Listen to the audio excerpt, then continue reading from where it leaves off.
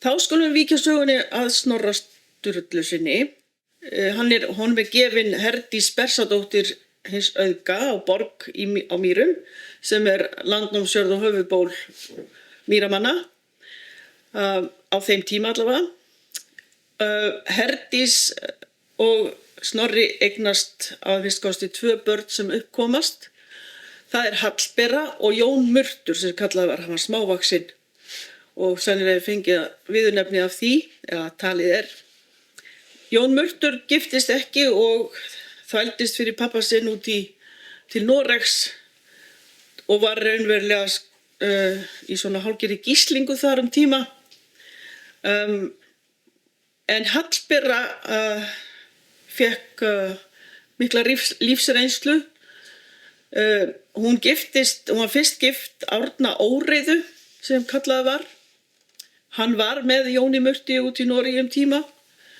Árni Óreiða skilaði Hallberu og þau skildu og þá gifti Snorri Hallberu Kolbeini unga sem þá var 20, en hún er var dálítið eldri en hann. En þessi býti eru þannig gerð að hann er Snorri raunverulega að nota dóttur sínar til þess að tengjast áhrifafólki.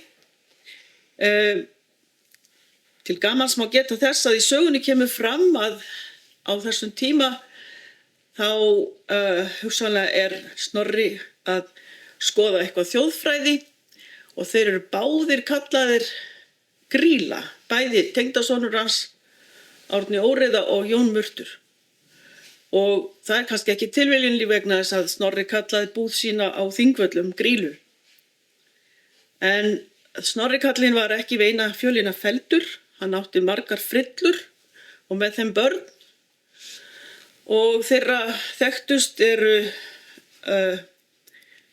Þórdís sem var gift Þorvaldi Vatnsfirðingi sem var sennilega yfir 40 árum eldri en hún og hún gefin honum til samningsbóta eða sem sagt upp í sáttagjörð.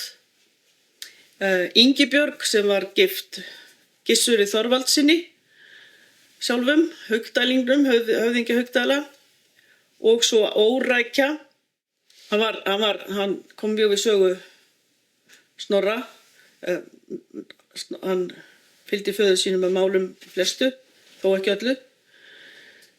Þessi voru börn hans sem koma mest við þessa stóru sögu. Snorri keypti Reykholt árið 1208 og var þá þegar orðinn auðugur maður. Hann hélt áfram að byggja upp veldi sitt, keypti jarðir, tengdist inn í stórar ættir, sangaði sér góðorðum raunverulega og setti fólk yfir þau sem að hann taldi sig hlýðholt.